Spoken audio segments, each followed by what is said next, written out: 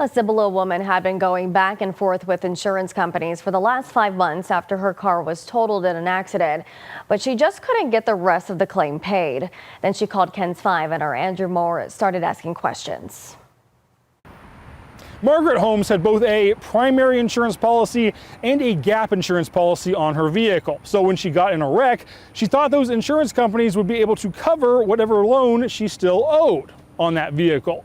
Instead, she spent the next 5 months arguing with insurance until KENS 5 got involved.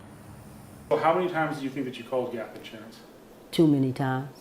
Margaret Holmes was in a crash all the way back in September of last year. She still owed more than $23,000 on the car. Her primary insurance paid most of that, more than $18,000, and the dealership refunded part of the cost as well, so she just needed Allstate's gap insurance to pay the rest. I started calling in January, trying to get stuff done. Oh, well, we need this, we need that. February, March, April. But the claim still stalled. The dollar numbers that Allstate was using did not match what other parties had already paid, and then Holmes was told she had to send proof to change the numbers. They kept saying, well, send us paperwork, we need it itemized. I had to figure everything out. That left Holmes again contacting the dealership and the bank and the other insurance company trying to sort it all out.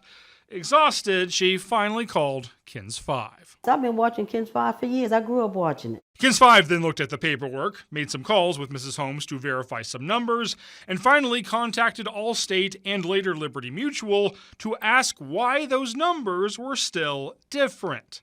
A few days later, Liberty Mutual suddenly sent another payment that covered the rest of the car loan. Oh, that's a big relief. That's all I wanted them to do in the first place, was to do whatever they need to do to get it taken care of. Neither insurance company would tell KENS 5 exactly how they got to that solution. Holmes is just glad it's resolved after she called KENS 5.